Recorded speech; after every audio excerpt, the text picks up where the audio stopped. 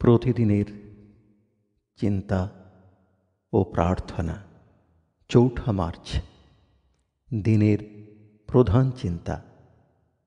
আমাদের সকলের ভিতরেই স্বাভাবিক বীরত্ববোধ আছে, মুখস্থ করা যায়।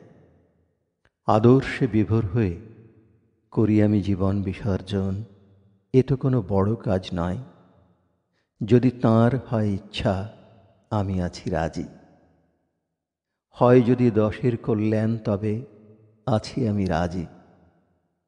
যদি মোর যাই প্রাণ, করিতে বহুজনে সুখদান, আছি আমি প্রস্তুত। যদি করিতে উদ্ধার বহু মানবেরে, যাই মোর এ জীবন, রাজি আমি, সুখী আমি। উপদেশ: যখন আমরা নিজেদের লাভ ক্ষতির কথা না ভাবিয়া, ফলাফলের জন্য আতঙ্কিত না হইয়া আত্মত্যাগের জন্য প্রস্তুত হই, তখনই আমরা বড় কাজ করিতে সমর্থ হই।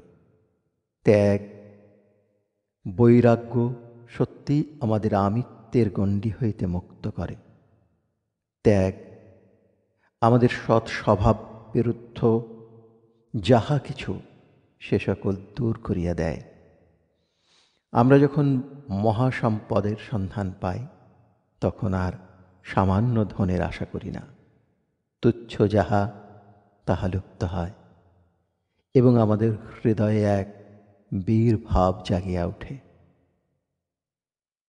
প্রার্থনা: দৈব প্রেরণা লাভের জন্য আমি যেন হৃদয় খুলিয়া দিতে পারি, সকল বিক্ষিপ্ততা হইতে যেন আমার চিন্তাকে মুক্ত করিতে পারি।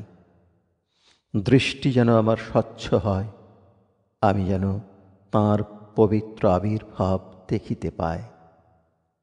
আমার মনকে, হৃদয়কে ও আধ্যাত্মিক চেতনাকে জাগ্রত করো প্রভু। সকল কাজের মধ্য দিয়া যেন আমি শক্তি ও উদারতা প্রকাশ করিতে পারি।